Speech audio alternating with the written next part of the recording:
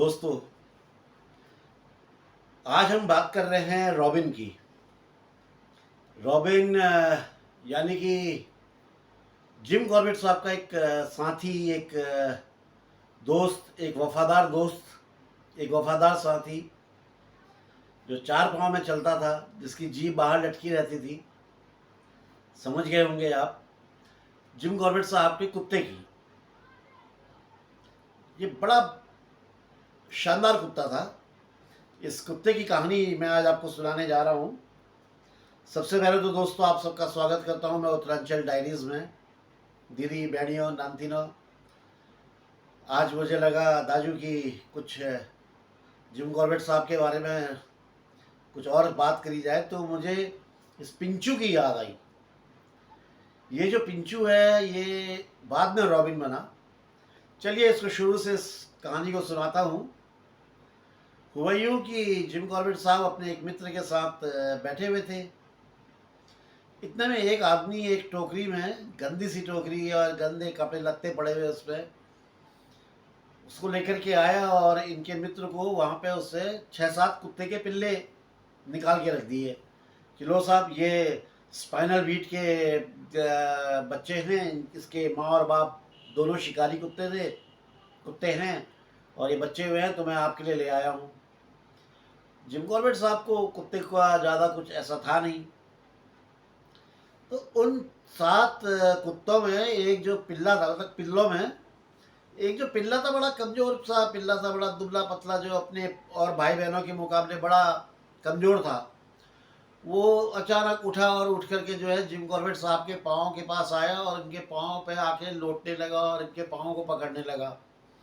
तो Jim Corbett साहब को बड़ा अच्छा लगा। इन्होंने उस बच्चे को उठाया और उठा करके अपनी जैकेट में ऐसे करके पकड़ लिया। थोड़ी गर्मी लगी उसको, तो वो उसने अपना सर बाहर निकाला और सर बाहर निकाल के जिम कॉर्बेट साहब को चाटने लगा।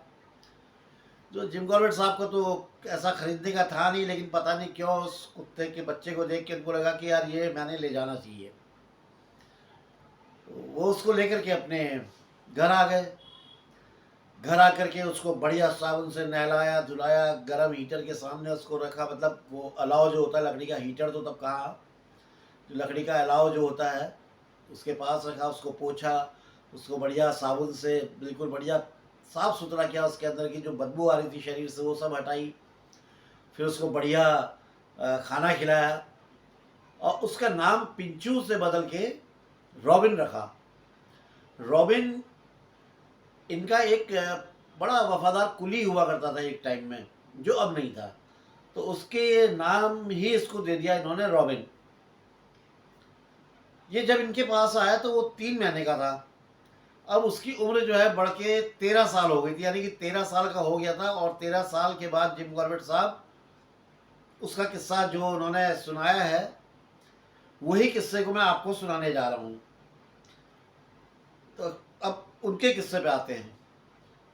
तो कुछ दिनों के खाना वाना खिलाया, जब उसको अच्छी डाइट मिलने लगी, उसकी अच्छी देख रेख होने लगी, उसका पोषण अच्छा होने लगा, तो वो थोड़ा तंदुरुस्त हो गया। और जिम कॉर्बेट साहब को लगा कि अब इसको जो है ट्रेनिंग देने का टाइम शुरू हो गया है। तो उसको रोज़ बाहर ले जाते और फिर हवा में फायर मारते धाएँ धाएँ, जिससे कि इस बंदूक के इस फायर की आवाज़ का ये आदी हो जाए, इसको आदत पड़ जाए ये गोलियों की आवाज़ सुनने की। हुआ यही, उसको आदत पड़ गई। और अब उसको गोली की आवाज़ से कोई फ़र्क नहीं पड़ता था। आप लोगों ने देखा होगा पटाखों वटाखों की आवाज़ होती तो कुत्ते क्या घर के अंदर आते, छिप जाते कहीं इधर चारपाई के नीचे, सोफे के नीचे। जो लोग भी पेट लवर है वो इस बात को जानते होंगे। और तो ये अब इसको आदत पड़ गई थी। जिम कॉर्बेट साहब इसको लेके बाहर भी निकलने लगे थे। तो एक बार की बात बताते हैं जिम कॉर्बेट साहब की, मैंने एक झाड़ी में एक मोर बैठा हुआ था। मैंने निशाना लिया और धाएँ करके गोली मारी। गोली लगी मोर को और मोर जो है उस झाड़ी में पीछे गिरा। उसका गिरना था, इधर रॉबिन ने जो है उसकी तरफ भागना शुरू कर दिया और झाड़ियों के अंदर घुस गया। जिम कॉर्बेट साहब भी पीछे पीछे गए। तो इन्होंने जो सीन देखा, कह रहे हो मेरे पास उस टाइम कैमरा नहीं था, अगर मेरे पास कैमरा होता तो इतना बढ़िया फोटोग्राफ वो आता। यानी कि बहुत सुंदर फोटोग्राफ आता।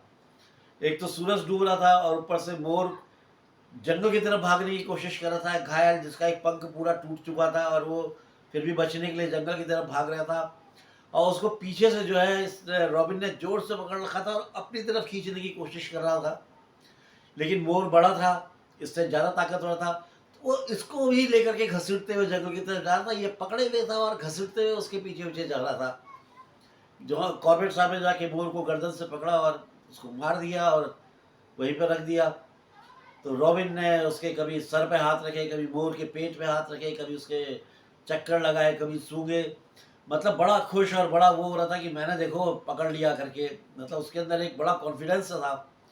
तो कह रहे अपने मोर को उठाया और घर की तरफ आने लगे। तो ये आगे आगे बिल्कुल ऐसे चल रहा था कि जैसे इसने शिकार कर लिया है और आज एक बहुत बड़ी ये काम करके आ गया है। और उसके बाद उस दिन से इसकी फिर दावत भी शुरू हो गई।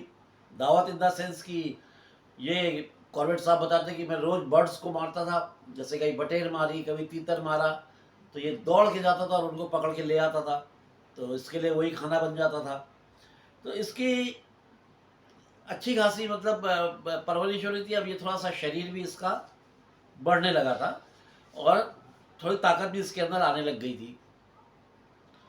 हर साल की तरह इस साल भी जो है इनको मैंने आपको कई वीडियो में, हर वीडियो में बताया कि जिम कॉर्बेट साहब का एक घर जो है कालादुंगी में भी है, जहाँ ये सर्दियों में चले जाते थे और गर्मियों में ये नैनीताल आ जाते थे।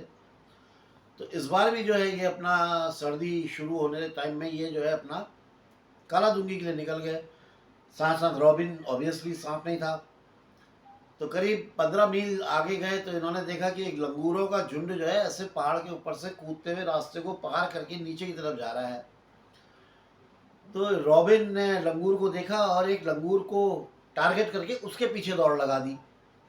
पीछे से कॉर्बेट साहब सीटी हो जाते रहे, आवाज़ देते रहे इसको, लेकिन ये सुनने की अनसुनी करके अपना हीरो बन के लंगूर के पीछे दौड़ते दौड़ते नीचे, थोड़ा सा नीचे एक मैदान की तरफ दौड़ गया। वहाँ पे से झाड़ियाँ शुरू थी और वहीं पे एक पेड़ था।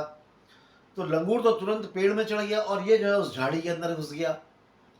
और झाड़ी के अंदर घुसा और सेकंड्स में उतनी तेजी से उसके कान बिल्कुल पीछे थे, पूंछ इसकी दोनों टांगों के नीचे दबी हुई थी और दौड़ते हुए आ रहा था। और उसके पीछे से एकदम से जो है एक तेंदुआ प्रकट हुआ जो इसके पीछे दौड़ रहा था। अब जिम कॉर्बेट साहब के पास में गन तो थी नहीं, तो इन्होंने मुंह से ही जो है आवाज़ देनी शुरू कर दी, हड़ी हट हट, ये वो वाह, हल्ला गुल्ला करना शुरू किया। वहीं पे जो है एक कोई रईस, कोई सेठ साहब थे, उनकी भी पालकी जा रही थी। तो उनकी पालकी के साथ जो लोग थे वो लोग भी एकदम देखा उन्होंने, तो वो भी चिल्लाने लगे। उनको चिल्लाने से जो है जो लंगूर पेड़ में चढ़े थे उन्होंने भी जो है शुरू कर दिया चिल्लाना, खे करना और पेड़ों को हिलाना डुलाना। तो तेंदुआ जैसे ही मतलब 8-10 गज की दूरी पे था और बिल्कुल छलांग मारने ही वाला था, उसके ऊपर पता नहीं क्या उसके दिमाग में आया, वो वहां से घूम गया और भाग गया। ये रॉबिन भी दौड़ते हुए आकर के जो है बिल्कुल इनके दोनों पाँव के बीच में आके बिल्कुल शरीर उसका कांप रहा था डर के मारे। इन्होंने उसको उठाया, पुचकारा उचकारा, थोड़ा वो किया, तो वो समझ में आया, वो थोड़ा नॉर्मल हुआ। तो कॉर्बेट साहब बताते कि आज इसने 2 सबक सीख लिए थे। पहला सबक तो कि किसी लंगूर के पीछे नहीं भागना है, और दूसरा, जब इस तरह का शोर शराबा हो, लंगूर भी बोल रहे हो और सब शोर, कुछ इस तरह की कोई वार्निंग, कोई कॉल्स आ रही हो, तो मतलब तेंदुआ कहीं आसपास है। ये 2 चीज़ रॉबिन के दिमाग में आ गई थी। और साथ ही जिम कॉर्बेट साहब बताते कि अब थोड़ा सा ये समय आ गया था कि अब मैं इसको जो है ट्रेनिंग देना शुरू करूं, यानी कि जंगल के बारे में बताना शुरू करूं, जंगल की ट्रेनिंग देना शुरू करूं। तो ये उसको लेके जंगल में जाने लगे। जंगल के रास्तों को मैं चलाने लगे, कहीं पगडंडी है, कहीं चौड़ा रास्ता है, और फिर कहीं पे पाँव के निशान, कहीं पे आदमियों के, कहीं पे जानवरों के, कहीं बाघ के, कहीं चीते के, ये तेंदुए के, कहीं का घुरड़ चीतल के। तो ये सब पाँव वाँव दिखाना शुरू कर दिया। दिखाना क्या शुरू कर दिया, वो तो पैदाइशी शिकारी रहा था ना वो कुत्ता, तो बॉर्न उसकी जो ब्रीड थी वो तो थी शिकारी कुत्ते की। तो वो बड़ी तेज़ी से सब कैप्चर कर रहा था, सब सीख रहा था। जिम कॉर्बेट साहब ने एक चीज़ और करी, उसके लिए जो है वे छोटा शिकार वर्जित कर दिया था, यानी कि इसको अब छोटा शिकार नहीं देना है। ऐसे खिलाएंगे तो बड़ा ही खिलाएंगे, यानी कि कोई अच्छा जानवर ही इसके शिकार, ताकि ये जल्दी सीखे। अगर इसको छोटा शिकार मिलता रहा तो ये फिर जो है बड़े शिकार के लिए इंटरेस्ट नहीं दिखाएगा, इसको आदत पड़ जाएगी। तो ट्रेनिंग के एज ए उसके ट्रेनिंग का हिस्सा था।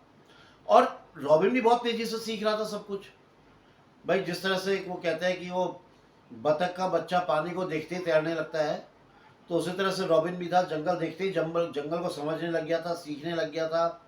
जंगल की आवाज़ें, जंगल की का जो एक प्रोटोकॉल है, काफ़ी हद तक उसको समझने लगा था, कहाँ पे कैसे चलना होता है, हवा की दिशा और ये सब चीज़ों का काफ़ी इसको आइडिया आने लग गया था। अच्छा, ये जो खेल जो ये नया सीख रहा था, इसके लिए तो खेल ही था ये सब जंगल वंगल करना। तो इस खेल का जो तरीका था वो कुछ इस तरह से था कि रोज़ सुबह जिम कॉर्बेट साहब सुबह जल्दी उठते थे और इसको जंगल की तरफ लेके निकल जाते थे, और कभी तेंदुए के तो कभी चीतल के पाँव के निशान देखते थे, और फिर उनका पीछा करना शुरू किया जाता था। पीछा करते टाइम में ये जो रॉबिन था ये हमेशा एक नेता की तरह आगे ही चला करता था। कहीं कुछ खतरा हो तो रुक जाता था, नहीं तो वो इनसे आगे आगे ही चलता था। अच्छा, जिम कॉर्बेट साहब बताते कि कई बार मैंने जो है चलते चलते ही ऐसे ही बाघ को भी और शिकार को भी गोली मारी, लेकिन गोली लगने के बाद भी वो मरे ही नहीं, क्योंकि चलते चलते शिकार मारना बड़ा मुश्किल होता है, खड़े खड़े शिकार कर लेना। और ऐसी हाथी में बैठ के शिकार करना भी इनको इनको मज़ा नहीं आता था, हाथी में बैठ के भी शिकार करने में, या कहीं ऊंची जगह से बैठ के नीचे शिकार करने में भी इनको लगता था कि यार एक्यूरेट निशाना नहीं लगेगा। तो इनको ये होता था कि बैठ के कहीं पर जो है निशाना लगाया जाए, लेवल पर लगाया जाए, तो वो सबसे बढ़िया शिकार होता है। ये जिम कॉर्बेट साहब का सोचना था। और रॉबिन जो है हमेशा इनके साथ शिकार पे रहता था। बस एक बार कुछ ऐसा हुआ कि उसने इनका साथ छोड़ दिया था, शिकार में इनका साथ छोड़ दिया था। हुआ कुछ इस तरह से था कि, और ये शिकार भी काफ़ी एक खतरनाक मुठभेड़ थी कहना चाहिए। हुआ यूँ कि रॉबिन की कुछ बताया था ना मैंने आपको बचपन में कि बड़ा कमज़ोर सा था, बड़ा दुबला पतला था, तो कुछ इसको बीमारी थी। तो ये जब ज़्यादा दौड़ जाता था तो गिर जाता था, इसको चक्कर आ जाते थे, गिर जाता था। तो ये उस दिन थोड़ा बीमार था। जिम कॉर्बेट साहब का एक मित्र एम करके आया, बोला कि चलो यार शिकार पे चला जाए। तो ये दोनों शिकार पे जाने लगे। उसको बोल दिया कि घर पे बैठो, कहीं नहीं जाओगे तुम। तो वो बड़ा निराश हो गया था। और एक शिकारी कुत्ता, उसका मालिक अगर उसको शिकार पे ना ले जाए तो वो अपने आप में बड़ी बेइज्जती महसूस करता है। तो ऐसी कुछ बेइज्जती इसको भी महसूस हो रही थी। हम लोग भी कई बार, आप लोग भी जो पेट लवर्स है वो चेहरा देख के समझ जाते हैं ना कि इस टाइम ये कुत्ता हमारा जो हमारा पेट है ये खुश है, नाराज है, दुखी है, क्या है, आता है ना आइडिया वो। तो इनको भी वो सब पता चल रहा था। तो ये तबीयत ठीक नहीं होने के कारण उसको शिकार पे नहीं ले गए, और अपना ये लोग दो लोग चले गए। और जब ये एक जगह पे पहुंचे, इन्होंने वहां पे देखा कि झाड़ी के अंदर एक तेंदुआ है। इनको आभास हुआ कि वहां पे तेंदुआ है।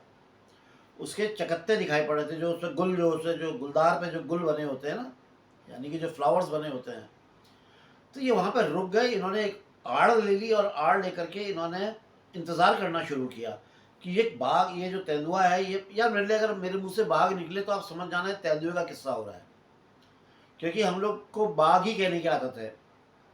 अब फ्लो में बाघ ही निकलेगा तो आप तो धारी धार से कंफ्यूज मत होना, टाइगर से कंफ्यूज मत करना। मैं लेपर्ड की कहानी सुना रहा हूँ, मतलब कहानी रॉबिन की सुना रहा हूँ, इसमें लेपर्ड का किस्सा आ रहा है। तो वो इन्होंने इंतज़ार किया कि वो जो है मैदान में आ जाए और खुले में आ जाए तो मैं शूट कर दूँ।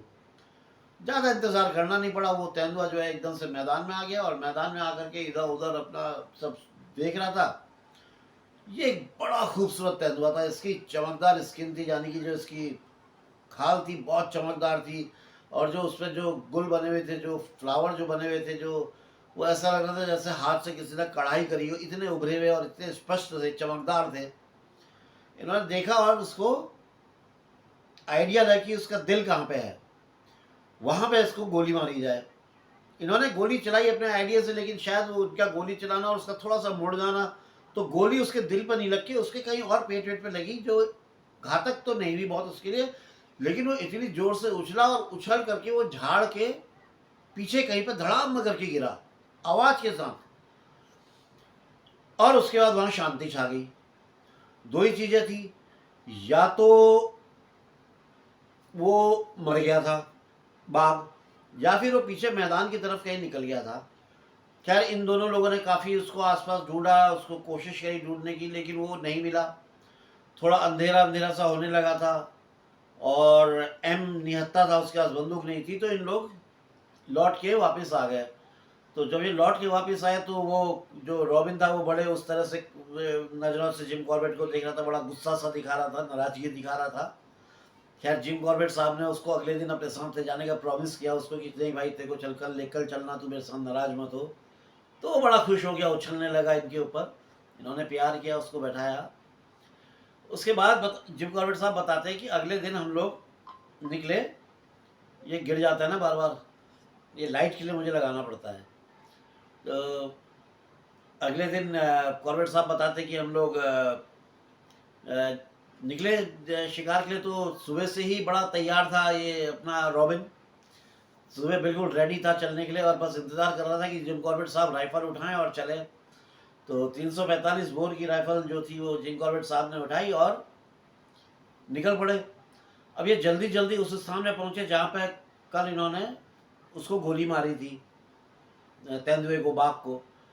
वहाँ पे जाकर के रॉबिन ने खून को खूब सूंघा, उसका हवा में इधर उधर सूंघने लगा, फिर खून को सूंघे, फिर आसपास देखे, फिर सूंघे और फिर उससे एक दिशा में चलना शुरू कर दिया। जिम कॉर्बेट साहब ने भी उसी दिशा में चलना शुरू कर दिया और आगे बढ़ के वहाँ पे क्या था, काफ़ी ऊंची घास थी और झाड़ियाँ वगैरह थी। जिम कॉर्बेट साहब ने क्या किया, अपनी जैकेट की में की जेबों में और इधर उधर जितना हो सका पॉकेट्स में अपने पत्थर भर लिए और वो झाड़ियों के वाले जो मैदानी क्षेत्र है जहाँ झाड़ियाँ और वो झाड़ झंकार थे वहाँ पे पहुँच के उन्होंने झाड़ियों में पत्थर फेंकने शुरू किए कि अगर कहीं पे वो बाघ छिपा हुआ है या वो तेंदुआ छिपा हुआ है तो वो निकल के वहाँ से भागे कहीं और ये उनकी नज़र में आए। पत्थर खत्म हो गए लेकिन बाघ नहीं निकला, वो तेंदुआ नहीं निकला।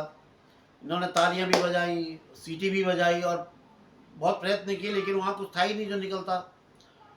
इन्होंने आसपास घूमे फिरे, करीब 4 मील इन्होंने पूरा एरिया घूमा और उसके बाद एक पेड़ के नीचे ये जाके बैठ गए। इन्होंने सिगरेट निकाली और जलाई और वो जो रॉबिन था वो भी इनके पाँव के पास आकर के बैठ गया, ले लिया। अब ये बैठे हुए सिगरेट पी रहे थे, अचानक इनकी नज़र अपने से 60 गज दूरी पे ऐसे गई तो वहाँ पे देखा कि एक मादा चीतल और उसके साथ में 2 चीतल थे और एक साथ ही जो है कॉल कर रहे थे, जो अलर्ट कॉल जो होती है वो कर रहे थे। तो जैसे अलर्ट कॉल सुनी तो रॉबिन एकदम से अलर्ट हुआ, जो सोया हुआ था एकदम से झट से उठा और इधर उधर देखने लगा। उसकी नज़र हिरन पे गई, हिरन को देखा, उसके बाद फिर उसने जिम कॉर्बेट साहब को देखा, फिर हिरन को देखा। तो उसकी प्रक्रिया यही होती कि अब ये अगला कदम क्या होने वाला है, अगला आदेश क्या आने वाला है। एक बात तो थी कि वो उस दिन लंगूर वाला जो सबक था वो उसको याद था कि अगर अलर्ट कॉल कहीं पे आ रही तो इसका मतलब तेंदुआ कहीं आसपास में है, तो वो सबक उसे याद था। और चीतल की कॉल से ये स्पष्ट था कि तेंदुआ कहीं आसपास में ही है। अब सोचने वाली बात ये थी कि वो मरा हुआ है या जिंदा है, ये बात भी चीतल ही पुष्टि कर सकते थे। तो इन्होंने डिसाइड किया कि हम चीतल की तरफ जाएंगे। तो हवा के रुख का इन्होंने अनुमान लगाया कि इनके जाने से जो है चीतल को पता ना चले, क्योंकि चीतल की जो सूंघने की जो शक्ति है वो बड़ी तेज होती है। चीतल, गुरड़, काकड़, भालू, ये सब, हाथी, ये सब बहुत तेज सूंघ लेते हैं। तो इन्होंने कोशिश करी कि उससे अलग दिशा में हवा के उस तरह से चले कि इनकी खुशबू चीतल तक ना जाए और वो इनको ना देख पाए। ये करीब 50 गज तक आगे बढ़ गए थे और इन्होंने इशारे से उसको, रॉबिन को भी समझा दिया था कि बिल्कुल आवाज़ नहीं करना, बहुत धीरे धीरे, बहुत संभल के चलना है। रॉबिन तो था ही शिकारी कुत्ता, तो वो तुरंत उसे पता था कहाँ कैसे चलना है और वो तो एक बिल्ली की तरह से कहीं भी घुस जाता था। और कॉर्बेट साहब बताते कि मेरे अनुभव ने मुझे भी इतना सिखा दिया था कि कहाँ पे पाँव रखना है, कहाँ पे नहीं रखना है, कैसे चलना है, ये अनुभव मेरे को भी सिखा दिया था। तो हम लोग चीतलों के बहुत नज़दीक चले गए थे और अब डर ये था कि कहीं ये चीतल हमें ना देख ले। अगर चीतल इनको देखते तो अलर्ट कॉल करते, अलर्ट कॉल करते भागते, शोर होता और उससे वो तेंदुआ भी भाग जाता। अब इनको ये कोशिश करनी थी कि चीतल की नज़र में भी ना आए और तेंदुए तक भी पहुंच जाएं। लेकिन किस्मत अच्छी नहीं थी। एक चीतल की नज़र इन पे पड़ गई। जैसी इन पे नज़र पड़ी वो एकदम जोर से उसने एक कॉल की, यानी भौंका, और उसके बाद उसके साथ साथ बाकी चीतलों ने भी देखा, वो भी भागे और वो भी दौड़ गए, वो भी दौड़े। और इन ये बताते कि इनको जो है वो तेंदुए तक पहुंचने में मुश्किल से 5 गज की दूरी थी। और ये जब तक वहां पे पहुंचे तब तक इन्होंने तेंदुए का, भागते हुए तेंदुए का खाली पिछला हिस्सा देखा, जो उसकी पूंछ और बैक का जो हिस्सा था, सिर्फ उतना ही इनको दिखाई पड़ा। क्योंकि ये कहते हैं कि मेरे से ज़्यादा तेज तेंदुआ था, जो उसने मेरे से पहले ही, उससे मेरा, उनकी अलर्ट कॉल होना, मेरा दौड़ना शुरू करना और तेंदुए का भागना, ये लगभग तीनों एक साथ ही एक क्रिया घटी थी। कुछ देर तक तो ये मैदान में खड़े रहे और ये सोचने लगे कि यार कहीं पे तो तेंदुआ कहीं पे तो जाके रुकेगा, तो थोड़ा सा हमें आइडिया आएगा। फिर कुछ देर बाद ये उत्तर दिशा की तरफ रॉबिन को लेके चल दिए। करीब 70-80 गज ये आगे बढ़े थे कि रॉबिन एकदम से रुक गया और हवा में यूं यूं करके सूंघने लगा। अब क्या पोजीशन थी, जब वो सूंघ रहा था तो उसके जो पिछली टेल थी वो यूं यूं हिलने लग गई थी और उसके पिछले पाँव के बाल भी एकदम खड़े हो गए थे। यानी कि उससे कहीं पे तेंदुए की उपस्थिति का आभास हो गया था। पिछली जो गर्मियां थी, यानी कि साल भर पहले की जो गर्मियां थी, उसमें एक दिन इतना भयंकर आंधी तूफान आया था कि जंगल के बहुत सारे पेड़ गिर गए थे। तो इनसे 40 गज की दूरी में एक पेड़ गिरा हुआ था जिसकी शाखाएं इनकी तरफ थी और उसके चारों तरफ घास और झाड़ झंकार हो रहा था और रॉबिन उसी तरफ देख रहा था और ये भी उस तरफ देखने लगे। कोई और समय होता तो ये सीधे तने की तरफ चले जाते, लेकिन यहाँ पे जो है मामला था एक घायल तेंदुए से पाला पड़ा हुआ था और वो कितना घायल है ये आइडिया लगाना मुश्किल था। 15 घंटे से वो तेंदुआ घायल था और एक घायल तेंदुआ कितना खतरनाक हो सकता है ये इमेजिन करना मुश्किल है। बल्कि कहा जाता है कि एक घायल तेंदुआ जंगल में एक बाघ से ज़्यादा शातिर, ज़्यादा खतरनाक और ज़्यादा चालाक हो जाता है घायल होने के बाद में। ये एक तेंदुए के लिए कहा जाता है। और उसने इंसान को अपना जो है दुश्मन मान लिया था कि अब जो मेरा जो दुश्मन है वो इंसान है, इसने मेरे पे गोली चलाई, ये मेरा दुश्मन है। तो ऐसी जितनी परिस्थितियां थी, इन सब परिस्थितियों से लड़ने के लिए तेंदुआ तैयार था। यानी कि वो तैयार था कि अगर कोई इंसान दिखेगा तो वो अटैक कर देगा, वो अपनी पूरी तैयारी में था। इनके पास जो 245 बोर की राइफल थी जो उस तेंदुए के शिकार करने के लिए उपयुक्त नहीं थी, तो इसलिए इनको जो भी कदम उठाना था बड़ा सोच समझ के उठाना था। तो इन्होंने सीधे जाने के बदले लंबा सा घेरा लिया और घूम करके उस पेड़ के तने के पास आए। तने के पास आए तो एकदम से रॉबिन रुक गया और एक तरफ उससे सूंघना शुरू किया। तो इन्होंने देखा कि वहां पे जो है तेंदुए की पूंछ दिख रही है जो ऊपर नीचे हो रही है, यानी कि वो बिल्कुल अटैक करने की पोजीशन में आ गया है। और वो अचानक से वो जो है इनके ऊपर झपटा, वो झपटा इन्होंने जो है ऐसे झुकते हुए, बाईं तरफ को झुकते हुए उसके ऊपर गोली दाग दी। तो नहीं बाईं तरफ झुकते हुए इन्होंने क्या किया, हाँ झुकते हुए इन्होंने गोली दाग दी। गोली जो है उसकी जांग को, जो पिछले पाँव की जो जांग की जो मसल्स थी उसको फाड़ती हुई निकल गई और बाघ जो है, वो तेंदुआ जो है इनके कंधे को लगभग छूते हुए इनके ऊपर से निकल गया, क्योंकि एक तरफ झुक गए थे ना बाई तरफ। अच्छा होता क्या है, ये झुके क्या होते, इनको अपने रॉबिन को भी बचाना था। इन्होंने देखा तो रॉबिन इनके पाँव के नीचे के पास ही खड़ा था। और होता क्या है कि जो टाइगर या लेपर्ड जब सामने से ऐसे अटैक करे और शिकार बच जाए और गोली चली हो, तो फिर तुरंत पलट के अटैक नहीं करता है, वो वहाँ से उस टाइम सबसे पहले भागता है, वो अपने को सुरक्षित करने की सोचता है। हाँ अगर पहली बार में उसे झपट्टा मार के अगर पकड़ लिया होता तो फिर वो पलट के फिर वो छोड़ता नहीं, फिर वो मारता ही मारता। तो वो इन लोगों ने अब उस रास्ते को देखना शुरू किया जिस रास्ते में तेंदुआ गया था। तो आगे जाके लेंटाना की झाड़ियाँ थी और काफ़ी बड़ी बड़ी उसकी शाखाएं थी और उस लेंटाना की झाड़ियों के अंदर उसको तेंदुए को छिपने को अच्छी जगह मिल गई थी और उसको इतना समय भी मिल गया था कि वो दोबारा से अगर वहाँ पे ये जाते हैं तो वो इनके ऊपर अटैक दोबारा से आक्रमण करने की पूरी तैयारी में, वो अपने आप को फिट कर ले कि दोबारा इनके ऊपर अटैक कर सके। तो अब क्योंकि थोड़ा सा अंधेरा अंधेरा भी होने को हो गया था, और ये अब इन्होंने सोचा कि चलो अब जो है हम यहाँ से लौट लेते हैं। ये दोनों लौट के घर आ गए। अगले दिन इन्होंने उठे और आज जो है इन्होंने 450 बोर की राइफल पकड़ी। अब ये जो 250 बोर की जो राइफल थी ये नहीं लेकर के 450 बोर की राइफल रख ली और उसको लेके निकले। अब ये जब लेंटाना की झाड़ियों के करीब पहुंचे तो ये दोनों अलर्ट हो गए। इन्होंने रॉबिन को भी अलर्ट कर दिया, खुद भी अलर्ट हो गए और एक तरफ को चलने लगे। इन्होंने अब वो तेंदुआ भी क्योंकि दो दो बार घायल हो गया था, वो कितना खतरनाक होगा क्या होगा ये इमेजिन करना बड़ा मुश्किल था कि अब वो क्या, उसका अगला कदम क्या होगा, वो कहीं पे छिपा होगा क्या, इनका इंतजार कर रहा होगा क्या होगा, मतलब उसके बारे में कोई भी पूर्ण धारणा करना बड़ा मुश्किल था। एक उदाहरण देते हैं जिम कॉर्बेट साहब कि उनका एक मित्र जंगल में शिकार पे गया, उसने एक बाघ को गोली मारी, बाघ घायल हो गया। घायल होने के बाद इन्होंने उसको बहुत ढूंढा इनके दोस्त ने, तो वो उनको मिला नहीं। अगले दिन वो अपने कुछ साथियों को लेकर के फिर ढूंढने के लिए निकला।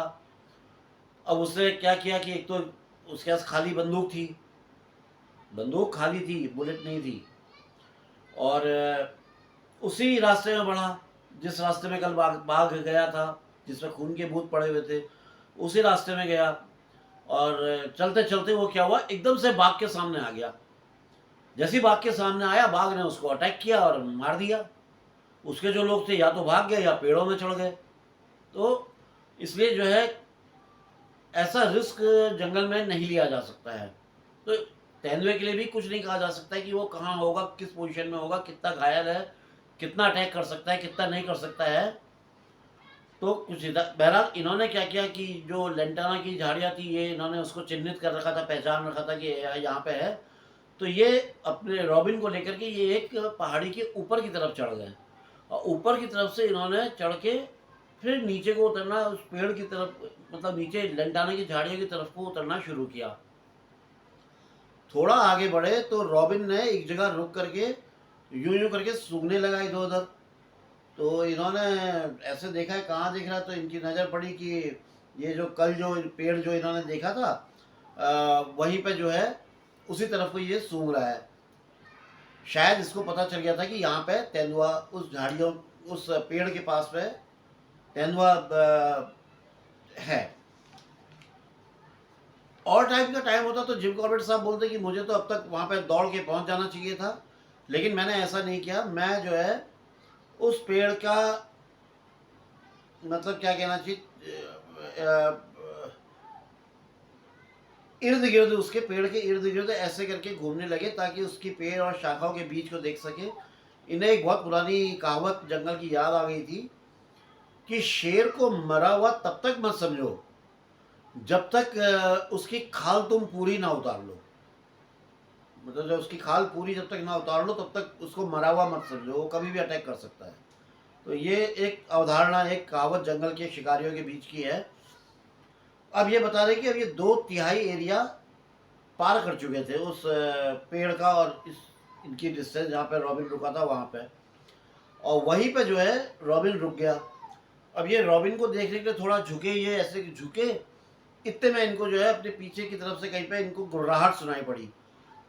इनको उतना ही टाइम मिला कि जितनी देर ये ऐसे घूम अपनी गन को घुमा सके और घूम करके गन उस तरफ कर सके। इनको अचानक जो है कंधा और सर दिखाई पड़ा। इन्होंने बंदूक उठाई और उस तेंदुए ने छलांग लगाई, यानी कि दोनों एक साथ में, इनकी गोली का चलना धाए से और उस तेंदुए का उछलना, दोनों एक साथ में एक्यूरेट निशाना लगा और तेंदुआ इनके ऊपर से पीछे जाके गिरा। अब इन्होंने ने देखा कि यार रॉबिन कहाँ है, तो रॉबिन तो पहले गायब हो गया था। ये रॉबिन को देखना चाह रहे थे कि वो सेफ है क्या है, तो तब तक देखा तो रॉबिन तो पहले गायब हो गया। तो ये एक बार था जो रॉबिन ने इनका साथ छोड़ा। अब इन्हें बड़ी टेंशन हो गया है कि यार रॉबिन भाग तो गया है, कहाँ गया होगा, वो तो इसका तो सीधे घर ही की तरफ भागा होगा। अब ये घर से इतना दूर है, 4-5 मील, अब वो, और ये इतना खतरनाक जंगल है, इतना परेशानियाँ इस जंगल में उसको पड़ेंगी, और वैसे ही कमज़ोर है दिल का, और कहीं कोई रास्ते में कोई बात हो गई, क्या हो गई यार, क्या मतलब बहुत इनको टेंशन शुरू हो गया, क्या करें क्या करें। अब ये सोचा कि चलो अब कुछ नहीं, अब यार उसको ढूंढने के लिए निकला जाए रॉबिन को। तो ये जैसे ही रॉबिन को इन्होंने आवाज़ देकर ढूंढने की शुरू किया तो देखा एक पेड़ के पीछे से रॉबिन ने अपना सर निकाल के इनको देखा। तो इन्होंने देख लिया उसको और उसको बुलाया अपने पास। वो अंदर झाड़ियों के अंदर जाके छिप गया। अब ये वहीं बैठ गए। बैठ के इन्होंने एक दो बार आवाज़ दी, अरे चल आ बेटा रॉबिन, आजा आजा। खैर वो आया, और आया तो अपना बेचारा सर झुकाए हुए, नज़रें झुकाए हुए, कान झुकाए हुए, बड़ी शर्मिंदगी में कि मैं एंड वक्त में तुम्हें जो है छोड़ के भाग गया, कुछ इस टाइप की फीलिंग वाली जो वो थी, ऐसी शर्मिंदगी वाली पोजीशन में वो आया और उनके पाँव के पास आके लेट गया। इन्होंने उसको उठाया, गोद में उठाया और उसको गोद में उठा के समझाया, नहीं नहीं बेटा चल, कोई नहीं, तेरी कोई गलती नहीं है, वो जो भी व्हाट्सएवर इन्होंने किया। वो बड़ा खुश हो गया और फिर उसके बाद उसने इनका मुंह चाटना शुरू कर दिया। और उसके बाद वो इन्होंने उसको नीचे उतारा। इन्होंने जाके तेंदुए का मुआयना किया तो टोटल 3 गोलियां उसके लगी थी। काम तमाम हो गया था। और अब जो है वो रॉबिन बड़े खुशी से दौड़ते दौड़ते आगे आगे नेता बन के फिर चलने लग गया था। कभी दौड़ जा रहा था, कभी रुक जा रहा था, फिर इनको बोल रहा था कि जल्दी जल्दी चलो, यानी कि अब वो घर जाने की जल्दी में था। तो दोस्तों ये थी रॉबिन की स्टोरी। कैसी लगी, क्या लगी, कमेंट बॉक्स में ज़रूर बताइएगा। पसंद आई हो तो लाइक और कमेंट ज़रूर कीजिएगा। दोस्तों मैं कोशिश करता हूँ कि कहानियाँ याद करके बताऊँ, लेकिन कई बार जो है स्क्रिप्ट का सहारा लेना पड़ ही जाता है, नीचे देख के पढ़ना पड़ ही जाता है कि क्या हुआ था, क्योंकि कई घटनाक्रम जुड़े होते हैं ना, तो वो आगे पीछे ना हो जाएं। फिर भी कोई गलती हो तो माफ़ी चाहूँगा। और जो मित्र पहली बार इस चैनल से जुड़े हैं उन सबसे रिक्वेस्ट करूँगा कि सब्सक्राइब कर दें।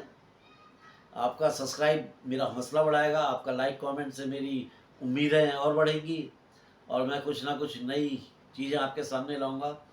अभी मेरे को तो उत्तरांचल के और जो मैनीटर थे जिनको जिम कॉर्बेट साहब ने मारा है उनके भी किस्से सुनाने हैं, जिसमें मैंने आपको ठाक के नरबख्शी का किस्सा सुनाना है, जबकि उसके आसपास के तो मैं आपको सुना चुका हूँ। चुका का मैनीटर सुना चुका हूँ और उधर वो तल्ला देश का सुना चुका हूँ। कोट का अंदरी गांव आपके जिगर में आ चुका है, पूर्णागिरी। तो ठाक भी उसी एरिया का एरिया है, ठाक गांव भी पूर्णागिरी से ही जुड़ा हुआ है। तो सोच रहा हूँ अगला किस्सा ठाक का या चंपावत का या रुद्रप्रयाग का किसी ना किसी मैनीटर का लेके आऊँगा। एक बार ये मैनीटर का किस्सा ख़त्म हो जाएगा तो उसके बाद में फिर हम अपनी कुछ और कहानियों की तरफ बढ़ेंगे। तो दोस्तों तब तक आज्ञा दीजिए अपने इस दोस्त को, अपने भाई को, अपने इस चैनल को उत्तरांचल डायरीज़ को। दोस्तों सब्सक्राइब ना किया हो तो फिर हाथ जोड़ के कहता हूँ सब्सक्राइब कर दें। तो सब्सक्राइब कर दो, कहना ही पड़ता है, आप सभी से कहना पड़ता है। चलिए दोस्तों बहुत लंबा वीडियो हो गया है, उम्मीद करता हूँ पसंद किया होगा। जय बद्री विशाल, जय उत्तरांचल, जय माँ भारती। दोस्तों मेरे को रिमोट चलाना नहीं आता है, मैनुअली करता हूँ।